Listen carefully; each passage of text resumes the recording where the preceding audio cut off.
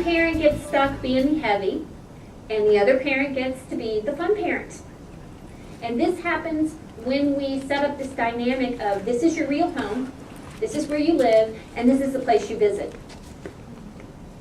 I encourage parents to use what I call a two-home concept. And that means regardless of how time is spent between mom's house and dad's house, kids feel like they have a home with each parent. They share a life. They have a sense of belonging. So this isn't about brokering time. It's not about 50-50. It's about kids feeling that connection to both parents and parents talking in a way that supports that. Can I ask you a question on that? Yes, ma'am. Because my children just traveled and then they got back to their dads, and I just said to myself, that's where I go home, and then I thought, forget his dad, but I don't know each other. Right. What's a good way to term that? That's an excellent question. Yes. Because it's their home. Mm-hmm.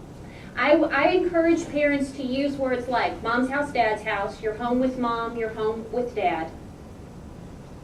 You know, and to talk about your place where you live as a home for kids, to make sure that you're creating a special place in each home. I mean, you know, the realities are financially it's not always feasible to provide children with their own bedroom in each home, especially right after a divorce, and so you may need to create a special space where kids can keep their stuff and it's sacred and they always know that it's there and they can count on it. Supporting the other parent. You know, how do you talk about the other parent? All those things are really important, but the visitation is a really huge one, because what do you do when you go visit somebody?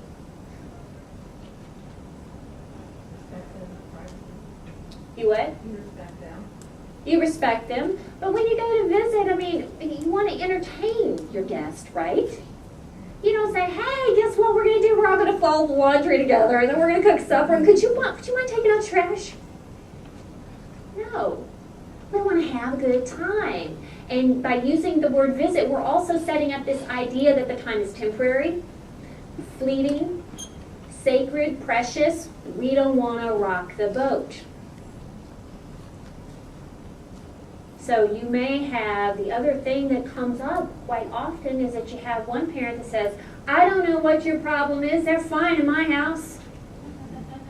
They're perfect. You know, you just don't have the right structure. You're not a very good disciplinarian. If you would just lay down the law, if you just had some different rules, you know, you wouldn't have the problems that you're having with the kids. Because they're fine for me. Flip side of that, well, of course they're fine for you, because it's like going on a mini vacation. You don't have to tell them to straighten the beds. You don't have to tell them to get up from school. You don't make them do the homework. No, you go to the movies, have pizza, have a fun time. You know, when the bigger picture may be, our kids aren't wanting to rock the boat. They've got this much time. A parent who feels like a visitor in a child's life looks at it as this much time. And so we get into this business of entertaining.